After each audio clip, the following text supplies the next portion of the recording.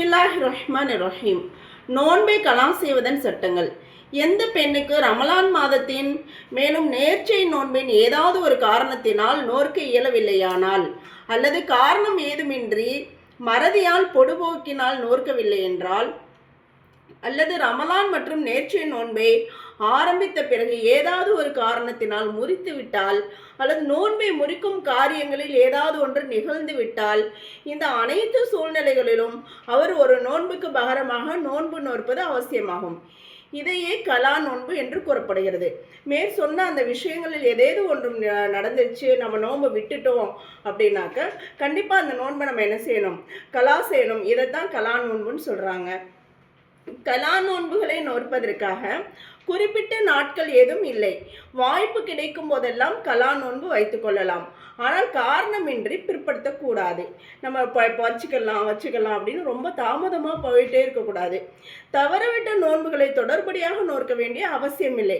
விட்டும் வைக்கலாம். இப்போ ஒரு 10 நோன்பு விட்டுட்டோம் அப்படின்னாக்கா 10 நோம்பையும் தொடர்ச்சியாக வைக்கணுமா, ஒரு 5 நோம்பையும் தொடர்ச்சியாக வைக்கணுமா அப்படின்லாம் இல்லை. நம்ம என்ன செய்யலாம்? ஒரு நோன்பு, 2 நோன்பு, 3 நோன்பு வாய்ப்பு கிடைக்கும் போது சேர்த்தும் வைக்கலாம், விட்டும் வைக்கலாம். நஃபில் நோன்பு நோற்று முறித்து விட்டால் அதை கலா செய்வது வாஜிபாகும். ஏதாவது ஒரு நஃபிலான நோன்பு வச்சுருப்போம்.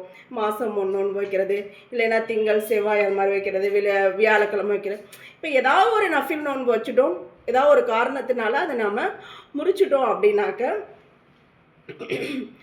முறிந்து விட்டால் அதையும் கலா செய்வது வாஜிபாகும்.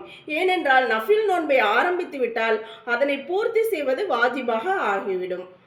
ரமலான் மாதத்தின் நோன்புகளை கலா செய்யும் போது இன்ன தேதியின் நோன்பை கலா செய்கிறேன் என்று குறிப்பிடுவது அவசியமில்லை. எண்ணிக்கையை பூர்த்தி செய்தாலே போதும். அதாவது எத்தனை நோன்புகள் கலா ஆனதோ அத்தனை நோன்புகளை நோற்றால் போதுமானது.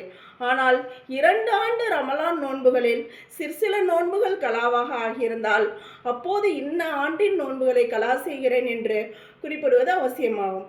நாம் இந்த வருஷம் மட்டும்தான் நமக்கு கலா இருக்குது அப்படின்னாக்க ரமலானுடைய கலா நோன்பு அப்படின்னு சொன்னால் போதும். இப்போ சென்ற ஆண்டு கலா நோன்பு இருக்குது, அதுக்கு முன்னாடி இந்த மாதிரி பேலன்ஸ் வச்சுட்டு இருந்தோம்னாக்க அப்போ இந்த ஆண்டின் கலா நோன்பு அப்படின்னு நம்ம நேற்று வச்சுக்கணும்.